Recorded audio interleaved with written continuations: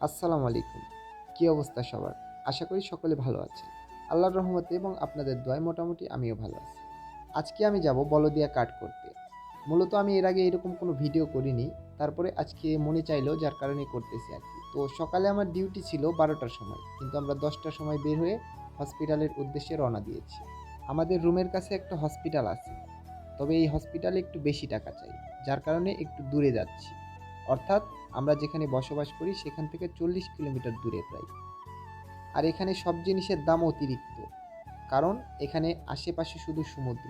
তো এই রাস্তাতে যাইতে যাইতে আমার কিছু কথা মনে হয়েছিল আমার নিজের লোককে নিয়ে। তো মনে মনে কিছু গালিও দিলাম, বাট গালি দিয়ে তো লাভ নাই, নিজের লোক। যাই হোক, সবশেষে আলহামদুলিল্লাহ অনেক ভালো আছি। এটাই আল্লাহর কাছে লাখ লাখ শুকরিয়া। তো দেখতে দেখতে মোটামুটি আমরা হসপিটালের কাছেই চলে আসছি। আর ২ কিলোমিটার গেলে আমাদের হসপিটাল। তো এখানে রাস্তার আশেপাশে খুব সুন্দর দৃশ্য, কিন্তু বাইরে প্রচুর রোদ। রোদের তাপমাত্রা প্রচুর, প্রায় ৪২ থেকে ৪৩ ডিগ্রি সেলসিয়াস। তো দেখতে দেখতে বেশিক্ষণ সময় না নিয়ে চলে আসছি আমরা হসপিটালে। তো হসপিটালের ভিতরে গিয়ে প্রথমে কিছু বুঝতে পারিনি কোথায় যাব কি করব। তো পরবর্তীতে আমাদের মুদিয়ে ফোন দিল, ফোন দিয়ে বলে কাউন্টারে গিয়ে আমাদের মাতামের নাম বলতে। মাতামের নাম বললে ভর্তি করে নিবে। তো পরবর্তীতে কিছু না বুঝতে পেরে গাড়ির যে ড্রাইভার আছে তাকে নিয়ে আসলাম। তো তারপর সে আরবি দিয়ে কিছু কথাবার্তা বলল। বলার পরে আরেকজন লোক আসলো, লোকে আমাদের আকামার ছবি টবি নিল, সব কিছু নিল। নেওয়ার পরে ওখান থেকে আবার হসপিটালের ভিতরে আসলাম। ভিতরে আসার পরে কাউন্টারে কিছুক্ষণ বসায় রাখলো। আর এর আগে আমাদের ১৫-১৫-৩০ টাকা দিয়ে দুইজনের ছবি তোলা লাগছে। তো সেই ছবি এখানে বর্তমানে জমা দেওয়া হয়েছে, এখান থেকে ভিতরে যাবে। তো এইবার ছবিটা হাতে পেয়ে গেছি। এই যে আমাদের রক্ত পরীক্ষাও করে নিছে। এইবার আমাদের বুকের টেস্ট করবে, অর্থাৎ এক্স রে করবে। এটা এক্স রে রুম। এর পরবর্তীতে আমরা আসলাম ১ নম্বর পরীক্ষা করতে। তো মোটামুটি হলুদ হয়ে গেছিল। একের সাথে ২ও করতে বলছিল, কিন্তু ২ তো আর করা সম্ভব না। তো ১ করে তারপরে আমরা ২ জন বাহিরে আসলাম। বাহিরে আমার বন্ধুর সিম বন্ধ ছিল, তো এখানে এসে এসটিসিতে টাকা কিছু তুললাম। তোলার পরে আমরা আবার বাহিরে গিয়ে গাড়িতে উঠলাম। তো আমরা যেখান দিয়ে যাচ্ছি এখানেই আশেপাশেই এয়ারপোর্ট, মানে একদম রাস্তার সাইড দিয়ে এয়ারপোর্ট। এই কারণে যতগুলো দৃশ্য ভালো ভালো দেখা যাচ্ছে বেশিরভাগ দৃশ্য এয়ারপোর্টে, এবং আশেপাশে আছে আবাসিক হোটেল, মাতাম, বিভিন্ন ধরনের জায়গা আর কি। তো মোটামুটি দেখতে ভালোই লাগতেছিল। অনেক দিন পর বাইরে আসলাম।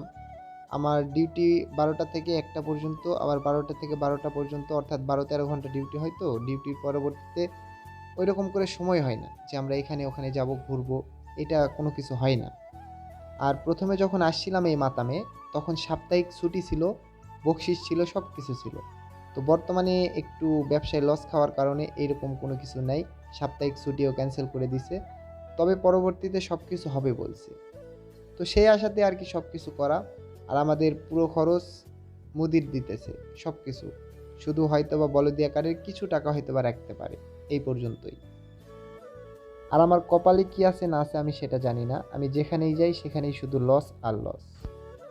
বাংলাদেশে থাকতে যেমন উল্টাপাল্টা করে লস খাওয়াইছি, ওই রকম এখানে এসেও লস আর লস খাইতেছে মোদি। দেখা যাক লাস্ট পর্যন্ত কি হয়। ধৈর্যের তো একটা ফল আছে, তাই না? তো সেই কারণেই ধৈর্য ধরতেছি। তো লাস্ট পর্যন্ত ড্রাইভারকে বিদায় দিয়ে আমরা রওনা দিলাম মাতামের উদ্দেশ্যে। তো রাস্তা পার হলেই মাতাম। তো অলরেডি চলে আসছি মাতাম হালাত সিট। এই তো আমাদের মাতাম। এটা আগে ছোট ছিল, এখন বর্তমানে বড়। তো মাতামে আসার পরে দেখতেছি আমাদের মাতামের যে ওয়াইফাই আছে সেই ওয়াইফাইয়ের ডেট এক্সপায়ার হয়ে গেছে, যার কারণে বর্তমানে নেট নেই।